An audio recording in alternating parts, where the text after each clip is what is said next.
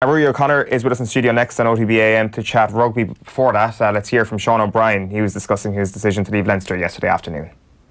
You know, I never thought I was probably going to be in this situation, but you know, that's the way it goes sometimes, and that's the environment we're in professional sport. But I hadn't thought too much about it, to be honest. So yeah, it all happened very fast. Did you have an option to stay, or was that kind of out of your hands? Yeah, it was kind of out of my hands. But you know, again, like regardless of what options are there, I think, you know, I made the decision based on a lot of stuff for me as well, personally. You know, a new challenge, new environment, new competition. So they were all things that excited me, and where I want to test myself in a different environment. You know, I've given a lot to Leinster over the last 10, 12 years, so time to move on and do something new. What has it meant for you to wear that new jersey for? Yeah, it's been incredible. You know, it's been probably a few tears shed over the last few months thinking about all this, and when you do make your final decision, it's you know, it's a tough place to just, I suppose at the end of it all, you're packing your bag and you're walking out the door and moving to a different club. So it's, you know, it hasn't been that easy or anything, but it is what it is, and you know what I mean. Again, you back yourself to go over there and do a job. Yeah, Sean O'Brien there speaking yesterday about his departure from Leinster. Ruaidhri O'Connor, you're very welcome. Thanks, all. What do you reckon about that? About the possibility of Sean O'Brien potentially wearing a green jersey after moving to London Irish? I think it's unlikely. I think he kind of had to say what he said, but unless there's a sea change in policy from Andy Farrell when he comes in, and you know, it's said it's an RFU policy, but really the coach sets those kind of policies. It's, you know, they're very influential in these things. But while Sean, you know, 25, 26-year-old Sean O'Brien at the peak of his powers, you might bend the rules for, like they did with Johnny Sexton. But I think at the beginning of a new World Cup cycle, when he's 32, you know, he turned 33 during the next Six Nations, I find it unlikely that they would go and you know, bring him back in when they could be investing in someone who would play a role, like someone like Dan Levy or Josh van der Fleer, who in fairness are not really investments anymore. They're top line internationals themselves. So I don't like the idea of not picking the best Irish players to play for Ireland, but I understand the policy, and Schmidt outlined it last month that they fear, you know, it's quite obvious they fear that if they start playing Sean O'Brien and Simon Zebo under away, more will go away. That maybe isn't back in their own system quite as much as they could, because I think the carrots of staying here and being minded and, you know, being available for every training session are you know, are strong in their own right, and you know, playing for Leinster has earned Sean O'Brien 3 European Cup medals. He wasn't, I think he missed 2 of the finals anyway because of injury, but you know, he's had an unbelievable career here, so it's not as if you're limiting your ambition trophies wise. You're probably limiting your capacity to earn. But I think at 32 he knows that this is his last big payday. He pretty much said that himself yesterday. He's going to remain available for selection. You know, he might be a break glass in case of emergency kind of call, but I can't see Andy Farrell going and getting him, despite the fact that he is Sean O'Brien.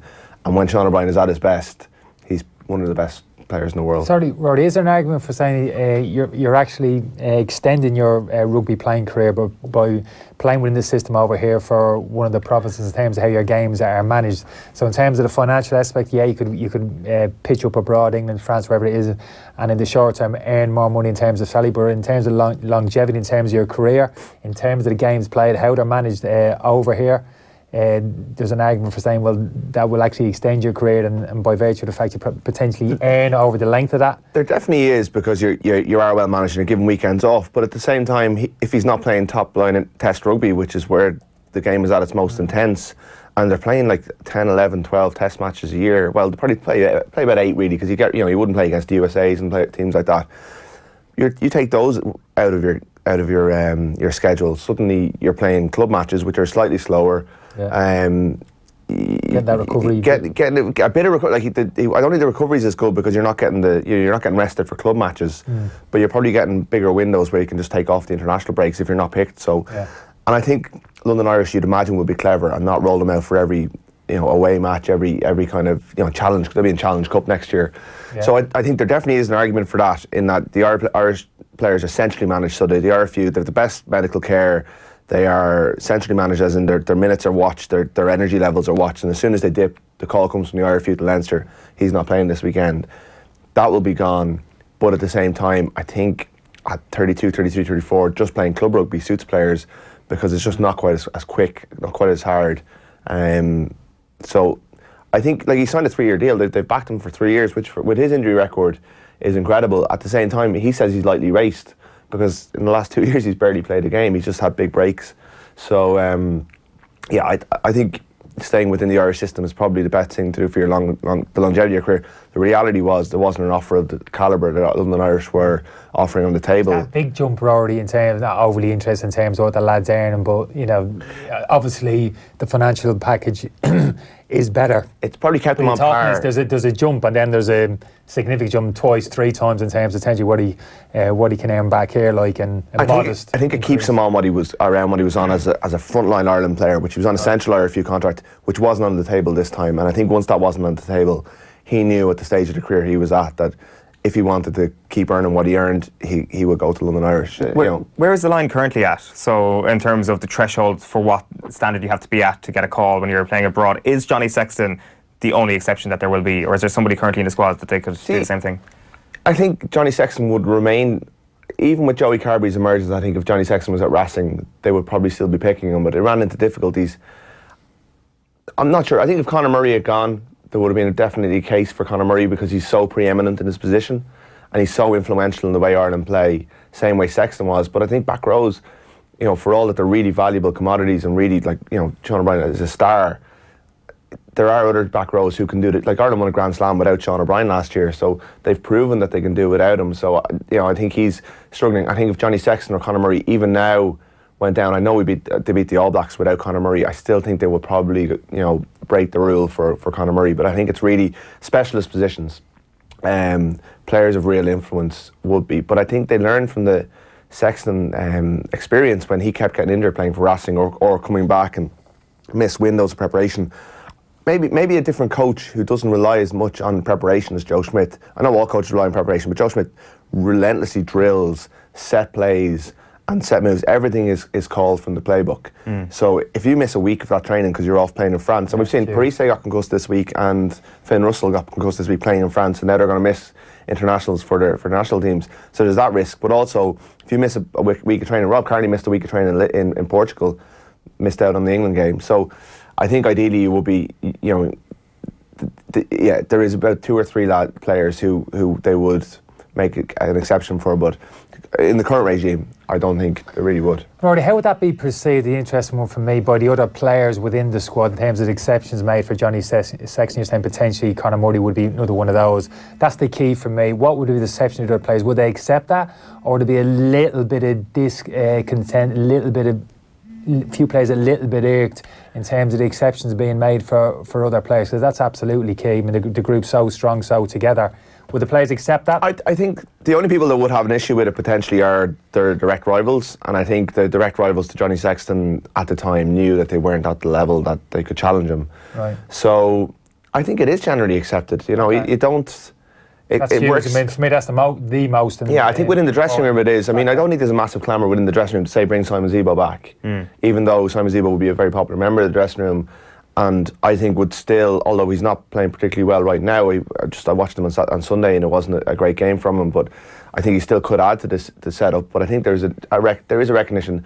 Well, they're probably taking a sacrifice by committing. Like, not all of them will get contracts abroad, but they're all probably sacrificing something to stay within the system and play here. So they recognise that they're being rewarded for that as well. Now, the exception to the rule, when it's Sexton, I think you understand that. I think if they started breaking it for everyone, they'd all start considering their options, and contract time would become much more tricky for the RFU and the provinces. Yeah, let's talk about the Italy game this weekend. It's next up for Ireland on Sunday. And Conor O'Shea was on Off the Ball with Joe yesterday afternoon, and here he is about speaking with Joe Schmidt over coffee. Yeah, well, I did it certainly last year in Ireland because we had a week off and I stayed over for a couple of days straight after the game and arranged to meet him. It mightn't be as easy to meet him straight after the game this time unless he wants to come to Rome for a coffee. Maybe he will. Maybe he'll. But no, listen, Joe, we've been, as I said, he's the first to say that it didn't just all happen with him. There's a lot of people that worked to make it happen over a number of years. But I think Irish people, I thought the reaction to the England loss was nothing short of histrionics and laughable, to be honest. Absolutely laughable. There's a divine right to win any game of rugby when you're playing against top teams, and when you're playing against the likes of the Vunipolas and Tulagis in full flow. And then to say that they were beaten out of sight when it's actually a game decided on fine margins. But that's the world we live in. We've been very, very lucky as a country to have Joe Smith, and I don't know what he'll do afterwards. I'll certainly be picking his brains for hopefully many, many years to come. The fact that he's living close to my parents or to my mother now, I'll always have an eye on him. Yeah, good stuff from Conor O'Shea there yesterday, and you can get the full interview on YouTube. Like Conor O'Shea himself is worth talking about. Starting to see some green shoots with this Italian team. I know they're missing Sergio Prise this weekend, which is one hell of a blow. They're certainly seeing green shoots with the Italian game. There's been improvements from the ground up, which I think long term will benefit them. But he's front of house. He kind of is a director of rugby and a coach all rolled into one, and he has gone over there with this kind of, he ran the Institute of Sport in the UK, he ran Harlequins as a director of rugby, and that part of it I think he's gotten really right. But the front of house stuff is where you're judged, and every year we look at Italy once a year because Ireland are playing them, and then suddenly you look back at the record and he hasn't won a Six Nations game, which is a difficult thing to do, but it's still remarkable that he hasn't been able to pull off one scalp. There's been a couple of close shaves, but there's no real. It looks like the pack are pulling away from them rather than he's getting closer with this Italian team. Parise is out this weekend, but he's still the most recognisable face in the team. I'm not sure if he's still the best player anymore, but he's still a huge influence on the whole thing at 36 or 37, whatever he is now. You just wonder whether he almost needs to, after the World Cup, step up and just take control of the whole organisation and allow someone run the team, because the team needs that bit of TLC that maybe he is giving it. I don't know, I'm possibly being unfair to him, but I mean, you've seen the clubs are doing better, the under-20s are doing well, underage the whole way down, they're investing in the player pathway, all that stuff. But that's David Nucifor's job in the Irish system. Joe Schmidt's job is just the national team. Now he helps out in other parts of it, but how long can Italy go on not winning any Six Nations games? I mean, they beat the next best European team, Georgia, in November, which almost keeps the relegation thing, down a little bit. But you can only judge, Rory, in any sport. I get fed up with this. You hear it in football in terms of he hasn't won a game in 8 games or etc. I know you've made a point about he hasn't won a game, but you can only judge a manager or a coach in terms of the players you have available to you, and in terms of you're getting the very best out of the team collectively. I know the tactical setup comes into that, how you set up the team, whatever, defensively, offensively, and all that, and even individually getting more out of players, individual work. But you can only assess a manager on what he's got available to you. Are you saying there's a huge amount more than maybe the Italian rugby team? You're saying there's more to come from that? You look at that team and think I would think there's 10, probably 20% somebody could tap in there. It's hard to put a number on it, but there are times when you watch them and you think they could do better. I think they are the worst set of players in the tournament. I don't think you're completely right there, and I think if you were to moneyball it, they are going to finish bottom every year. But there have been times where they've just fallen apart in games. There have been times where they've come close and just not had the composure to go and win the game. And just as a coach, you just need that one win would give him a bit of breathing space for a while, because I'm not calling for his head. I think he's doing a good job, and I've always been impressed with Conor O'Shea. But I think to keep the crowd with you, and for all that your underage teams are doing well, and for all that your provinces are doing well, there's still going to be 60 or 70,000 people in the Stadio Olimpico on Saturday or on Sunday, and you need to keep them with you and on side. And you just need to give them something every so often. Like whether it's a good performance against Ireland or a win over France, the average margin of defeat against Ireland, a team that they would traditionally rattle 1 in every 4 games or so, under Joe Schmidt, it's been 35 points. And that includes a 7-point game in the World Cup. It's getting more. They seem to be getting further and further away from the likes of Ireland. Now Ireland have figured out a way of beating them, but I think for Conor, if he wants to stay in that role beyond this World Cup, he just needs to scalp. He needs to, one day where they catch someone on a bad day and they play above themselves, and it just seems to be something that they haven't been able to muster in the last while. That sounds like a mentality thing. You were talking about kind of players, kind of the team falling apart. That sounds like a kind of mindset amongst the players, where it's kind of a lack of confidence. Things go badly during the game, or here we go again. That type of mentality. So sometimes, I agree what you're saying in terms of a victory, a surprise victory against a team of note. Suddenly the whole dynamic can change. Suddenly players are listening again in terms. They're listening to the manager now. There's a little bit more belief in terms of what he's saying, and that can be a bit of a sea change. He appears to have the dressing room. I mean, everything we hear out of the camp is very positive about him. I just think that he has such a big job. He almost needs to leave this team to someone else and grow the overall thing, so that it all feeds into the one thing, and that the main team can grow, because they are coming from such a low base and they are so far off the rest of their rival countries. But Scotland have shown it can be done with 2 teams, but it's going to take an awful long time, and it's almost like he has too big a job. And he has always been seen as more of a director of rugby, more of an organiser than a hands-on coach. So it's just we dip in and out of Italian rugby. I'm not claiming to be an expert by any means, but I mean, it's 4 or 5 years since they won a Six Nations game, which is an awful long time to go in one tournament. And you'd wonder how that's affected the mindset. It's how they approach this weekend against a team that just hammered them every time they played against them. That's got to be soul destroying. Yeah, it has to be. From Joe Schmidt's perspective then, this weekend, I think the general consensus is that there's not going to be much experimentation with the team, Murray, or what's your read? We're still kind of trying to figure this out. It's Joe Schmidt didn't really do much post-match in Murrayfield. We didn't quite get onto this topic.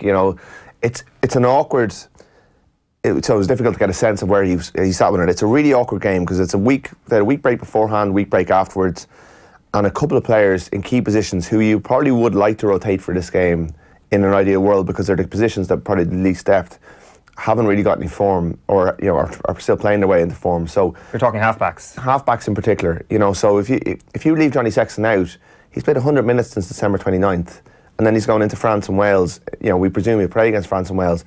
And even with the World Cup in mind, I think they need to finish this tournament strong with their best players playing. I wonder if he's going to play a stronger team here, or 2/3 of a team or 3/4 of a team this week, and then do another little change for France and keep just changing little bits and do it gradually, which probably won't satisfy some people. But I think there's definitely a need to get a lot of games and legs, and even the fact that there's a couple of really strong second rows come back into the camp this week. Did they get straight out there, or how are they after pretty long layoffs? I mean, there's so much stuff that we don't know, because it's how players are performing in training this week, because we just haven't seen them play. That'll all feed into it. The one thing we do know is that John Ryan is going to play, because Andrew Porter's been packed off to play for Leinster for the week, which just shows that maybe it'll be the bench that changes up, that players will be given a bit of exposure. Whether that's enough, if say Conor Murray goes down in the first game of the World Cup and suddenly John Cooney or is called upon, he's had 3 minutes in each of the last 2 games. I think he needs at least 20-25 minutes in Rome, but I think Murray will start, and I'd be edging at this point with no real inside knowledge that I think he possibly will go with Sexton, because Carberry got nearly an hour last time and played really well. So maybe Carberry goes against France. I don't know. I think there is a need to get minutes in legs. That I think if they swapped Italy and France, they go full balls against France and then rest up against Italy.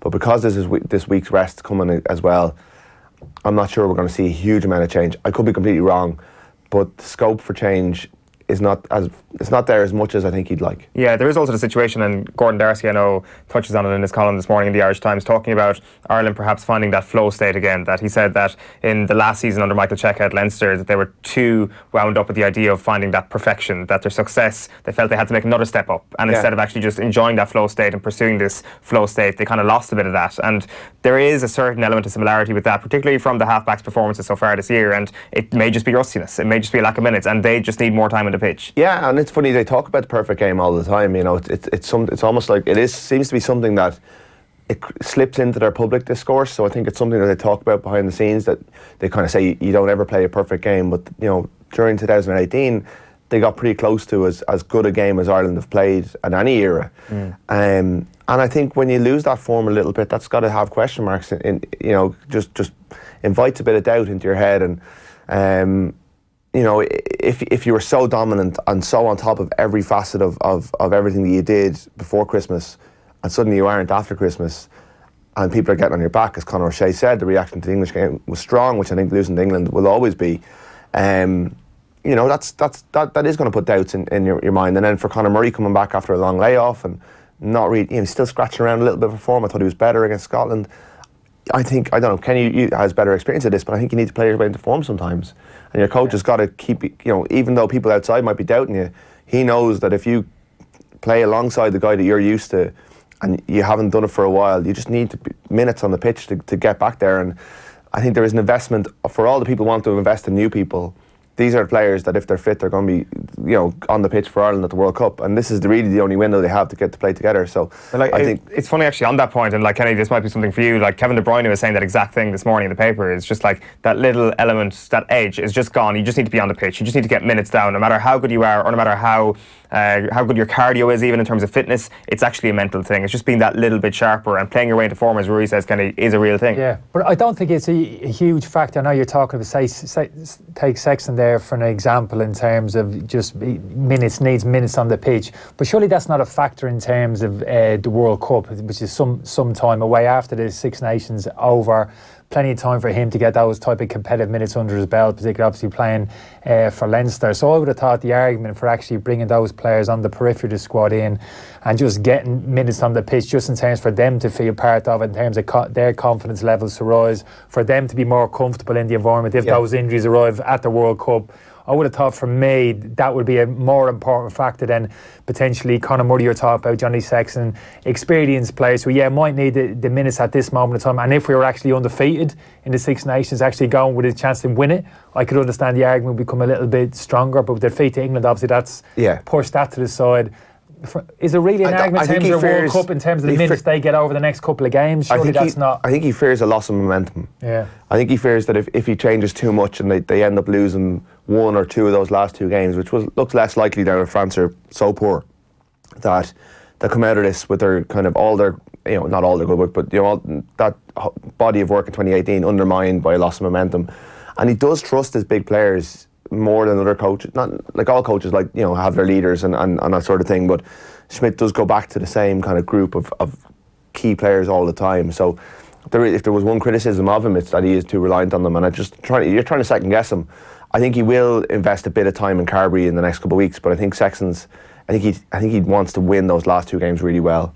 So maybe there's not, but I think if you rest Sexton for this one, that denudes your chance of being able to do that in the last two games. It's really tricky. I think he'd love to have had Italy second and just changed nearly the whole team and then gone into this and just had the same team for all three. Yeah, definitely. But, it depends whether he's willing to kind of sacrifice things a little bit. So we expect a team probably Friday. It doesn't change things for a Sunday game. The other thing we wanted to touch on ahead of this weekend was a couple of cross-pollination stories that we've seen over the last couple of days. At Leinster, you had Alex Mack from the Atlanta Falcons in the camp, which is an interesting one. I think Stuart Lancaster and Dan Quinn, the head coach of the Atlanta Falcons, are good mates. I think from recollection, Dan Quinn actually invited Lancaster into the Falcons camp at one stage a couple of years ago. And then, of course, you had the England camp this week, and Johnny May talking about John Terry's visit and saying that there is comparisons between the peak Jose Mourinho Chelsea team and this current England team when it comes to the leadership group and the focus of training, Rory. Interesting. Yeah, I'm not sure do you go along with that. You had Doug Howlett on the Cork. Oh yes, of course. Hurling, and I think Johnny Holland was beside him. Yeah, so I mean, I don't know why Alex Mack was there the other day. I presume it's all coaching badges stuff. I think it's all, they facilitate these visits. We've seen Roy Keane with the All Blacks a couple of years ago. There's a lot of bluster about this English team, isn't there? Like when England start going well, there's a lot of stuff starts coming out, and they don't be long losing you. The English, like Johnny May's the best winger in the world suddenly, and they're quite happy to gobble up these lines and reproduce them. And I suppose, but we were probably insufferable last year when Ireland weren't going well. Rightly so. I mean, I presume John Terry's there to learn a bit about coaching from Eddie Jones. I don't think he's there to inspire the Lionheart spirit in the team, but you never know. I mean, I'm sure. I don't know. Would you have any kind of? I think it can be overplayed. This one. This has always been around. You're right. As part of your football, I've done my pro license and stuff. Yeah, you have to go to maybe a different type of environment, etc. Right, patheses and this, that, and the other. Yeah, but I've always thought it's a little bit overplayed. You hear managers kind of get the sack. Well, I'm going to travel now. I'm going to go and I'm going to spend a week with Guardiola or the All Blacks and stuff like that. Get a totally different perspective. Never quite buy it. Nice holiday. To be honest with you, I think in terms of John Terry as a football person going into a rugby environment, for me, I think there's more to learn from me going into a rugby environment than there is someone from, say, Eddie Jones turning up at a Premier League club or a Championship club. Because I just in terms of how rugby teams, how they operate in terms of preparation, and generally always have done, in terms of how the different units operate. I know it's a different game, kind of scrum, line out, there's obvious disparities there, not so much in football, but in terms of how they prepare the individual units and things like that, for me as a footballer, there'd be more to learn going into that type of environment. And Johnny May spoke about the Chelsea team. Terry saying there were some big leaders, but rugby has always had those. I mean, rugby traditionally has always had those real. I know the sport has kind of moved on over the last 10, 15 years in the professional era, but there's always been, for me, rugby has always had those people in the dressing room.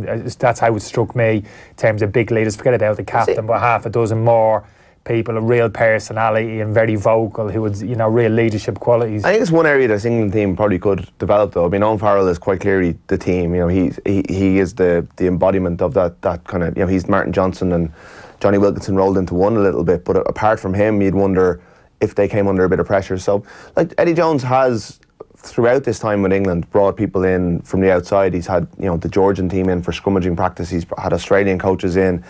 It's nearly every week they've had some sort of a kind of trying to get an edge. He's always bringing in other stuff to try and get an edge.